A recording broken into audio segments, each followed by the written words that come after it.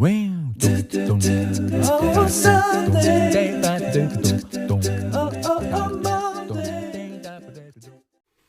everyone, welcome back to my channel. My name is Himani and you are watching First Comes My Baby and yes, it's not a vlog.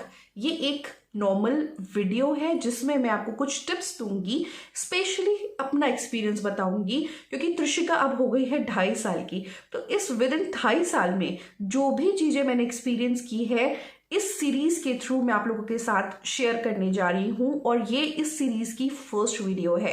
तो basically it is a parenting video और इसमें मैं new born से related चीजें आप लोगों के सामने शेयर करूंगी, अपना एक्सपीरियंस बेसिकली। एंड आज का जो टॉपिक होने जा रहा है इट इज अबाउट क्राइंग। तो गाइज, अगर आप पेरेंट हैं, स्पेशली फर्स्ट टाइम पेरेंट है एंड यहाँ पे सिर्फ इसलिए आए हैं क्योंकि आपका बच्चा रात को रोता है, तो कंग्रेचुलेशंस फर्स्ट ऑफ ऑल, क्योंकि parenthood is amazing guys.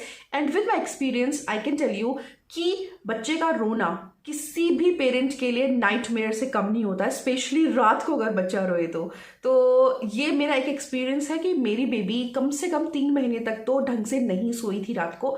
In fact 6 महीने तक वो प्रॉपर उसने एक फुल नाइट नहीं नींद ली थी। तो आप लोग रेडी रहिए क्योंकि बच्चा रात को जगेगा, उसको हर 2 घंटे बाद फीडिंग की जरूरत होती है और बहुत सारे ऐसे इश्यूज होते हैं जिसकी वजह से बच्चा रात को रोता है।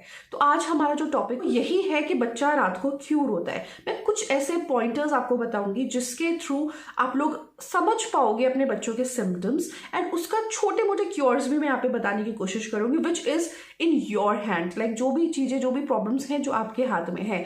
और अदरवाइज तो बच्चे का रोना अगर बहुत ही ज्यादा एक्सेस रोना हो रहा है then you must consult a doctor, because I am not a doctor वो है, I am not a paediatrician, I am just a mom जिसकी 2.5 साल की बेबी है और बेबी गर्ल बेसिकली। एंड उसने हमें स्टार्टिंग के डेज में बहुत ही ज़्यादा परेशान किया है। तो वो सारे सिम्टम्स मैंने नोट डाउन करके रखे हुए हैं जो कि आपको अब आगे आने वाले वीडियो में समझ आएंगे एंड हो सकता है आप लोग रिलेट कर सके कि आपका बच्चा क्यों रो रहा है और उसको क्योर करने की कोशिश कर सके। तो लेट्स गेट स्टार्टेड। तो guys let me tell you first कि babies cry a lot. Newborn babies बहुत ज़्यादा रोते हैं, no doubt, but they sleeps even more. In fact 8 से 9 घंटे की नींद वो अच्छे खासी दिन में ले लेते हैं with a break of course, but सोते हैं वो। इट्स नॉट लाइक कि बच्चा आपका पूरा दिन सोता नहीं है, रात को भी नहीं सोता है, ऐसा कुछ नहीं है। तो आपको बस पता नहीं चलता है, समझ नहीं आता है पैटर्न बच्चों का धीरे धीरे। पर जैसे जैसे आप लोग जो बड़े होंगे, बच्चे बड़े होंगे तो आपको उनका पैटर्न भी, स्लीपिंग पैटर्न भी समझ आ जाएगा। तो जो सबसे पहला रीजन है कि बच्चा रोता क्यों है वो है कि वो उसका एक रेगुलर क्राइंग की आदत बन गई है। सोने से पहले हल्का सा बच्चे रोते ही हैं और उसके बाद फीड लेंगे और सो जाएंगे। तो ये एक रूटीन होता है, तो रूटीन क्राइंग बोलते हैं इसको मैं फर्स्ट पॉइंट दूंगी।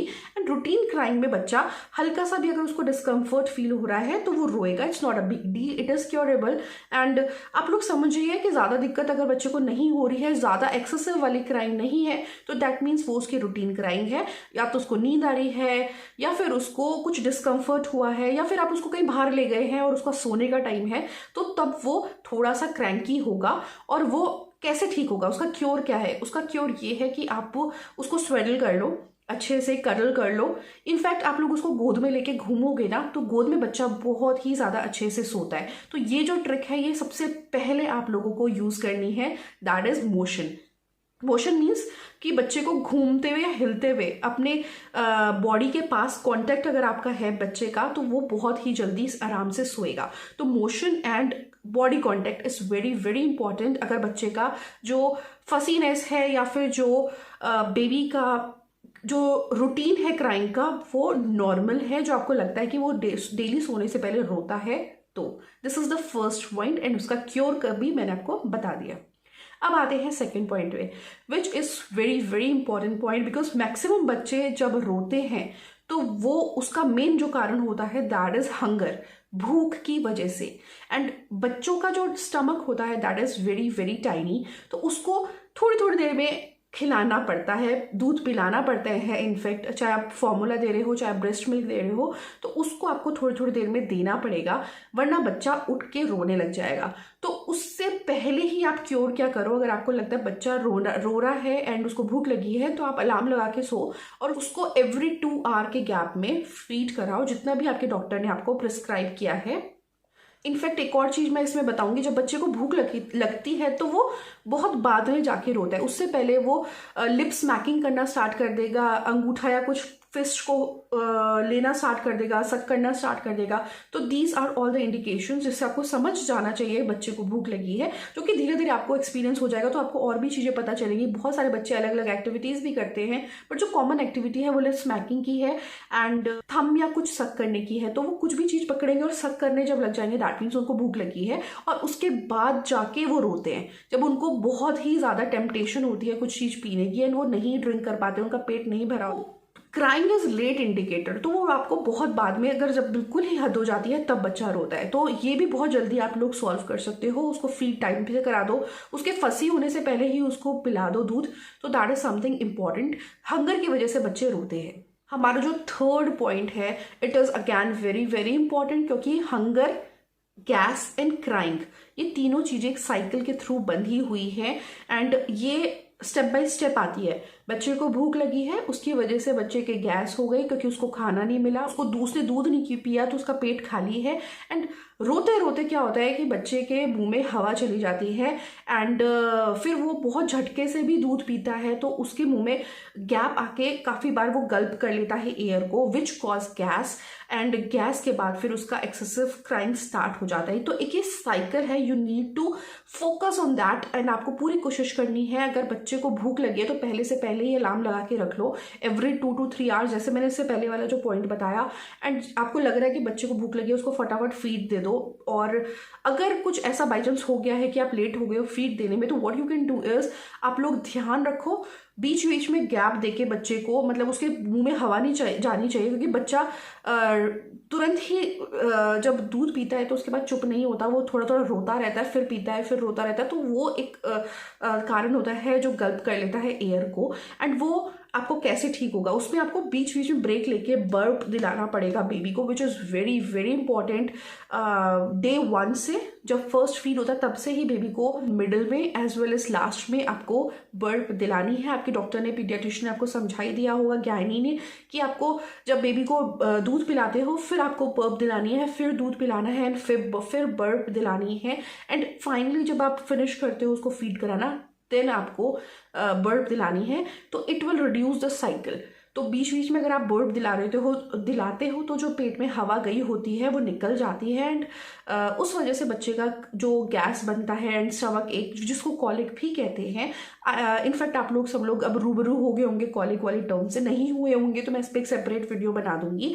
Do check it out on it's mama's life. हो सकता है अब तक मैंने डाल भी दी हो। तो कॉलिक बहुत बड़ी प्रॉब्लम हो जाती है which because of hunger and then gas and then crying.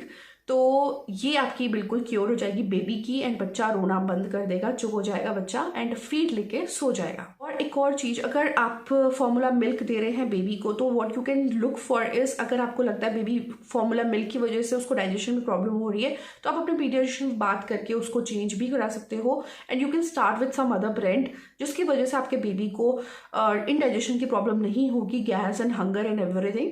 तो आपका बेबी ठीक रहेगा, उसको कॉलिक की प्रॉब्लम भी नहीं होगी। हमारा जो लास्ट पॉइंट है that is very very uncommon but still it appears इन, जो कि है काउ मिल्क एलर्जी, और जो कि हम लोग रिकमेंड नहीं करते हैं बच्चे को 1 साल से पहले काउ मिल्क या बफेलो मिल्क देना, because it is not easy to digest. तो what you can do is, आप लोग बिल्कुल अवॉइड कर दो काउ मिल्क। अगर आपको 6 मंथ तक तो पूरी कोशिश करो ब्रेस्ट मिल्क देने की, अगर नहीं हो पा रहा है तो you can give top feed also. आपको बहुत ज़रूरी है फॉर्मूला मिल्क देना और बिल्कुल भी काउ मिल्क मत दें बच्चों को, बिकॉज उसमें बहुत ज़्यादा इम्प्योरिटीज़ भी होती हैं, इंडाइजेशन में भी, एंड एलर्जी बहुत सारे बच्चों को काउ मिल्क से हो जाती है, विच इज़ नॉट गुड। क्योंकि 3 घंटे तक लगातार अगर 3 दिन, हफ्ते के 3 दिन बच्चा रो रहा है, दैट मीन्स उसको काउ मिल्क प्रोटीन से एलर्जी हुई है और उसके लिए आपको डॉक्टर के पास जाना पड़ेगा एंड उनसे सलाह मशवरा लेना पड़ेगा, दवाइयाँ चलानी पड़ेगी, या फिर अगर नहीं भी दवाई है तो वो आपको पैटर्न बता देंगे या फिर आपको बिल्कुल मना कर देंगे काउ मिल्क नहीं दो। और वैसे भी मैं नहीं रिकमेंड करूँगी आप लोगों को काउ मिल्क, जो को एलर्जी हो जाती है and that cause excessive crying, बहुत ज़्यादा बच्चा रोता है।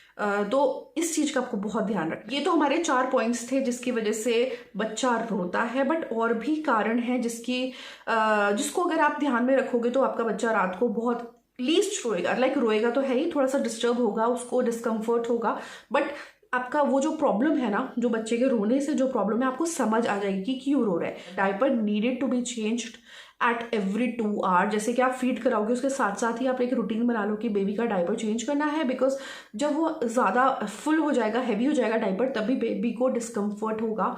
उसके बाद फिर गाइस आपको ये देखना है न्यूबॉर्न का कहीं कोई उंगली तो नहीं उलझी हुई है किसी स्वेडलर में या फिर ब्लैंकेट में, और बहुत light blanket you have to use, और सर्दियों में स्पेशली। एंड पूरा चेक करो कहीं फंसा तो नहीं है, कि कई बार बच्चों का मूव करते हुए हाथ फंस जाता है and then they started crying. बच्चा तब भी रोता है जब रूम जो है वो बहुत ही ज़्यादा या तो गर्म है या फिर बहुत ही ज़्यादा ठंडा है। तो you need to maintain a room temperature properly, जिसकी वजह से बच्चा सो पाए। आपको बस एक चीज़ फोकस करनी है, आपको अपने अकॉर्डिंग चेक करना है। जो जितने लेयर्स पहनी है उससे एक लेयर ऊपर बस आपको बच्चों को पहनानी है, और रात को सोते समय पूरा कवर करके सुलाने की जरूरत नहीं है। अगर आपने कैप पहनाई है तो सॉक्स नहीं, सॉक्स पहनाई है तो कैप नहीं, ये भी रूल आपको मेंटेन रखना है। और बस यही करेंगे। मैंने बहुत सारे ऐसे पेरेंट्स देखे हैं जो बच्चों को कई सारी लेयर पहना देते हैं, उतनी सर्दी भी नहीं हो रही होती है। तो आपको थंब रूल बस यही है, जितना आपने लेयर पहना है उससे एक लेयर ऊपर बस बच्चों को पहनाओ, क्योंकि ज़्यादा गर्मी से भी बच्चे रोते हैं, ज़्यादा ठंड से भी बच्चे रोते हैं। तो you need to find out these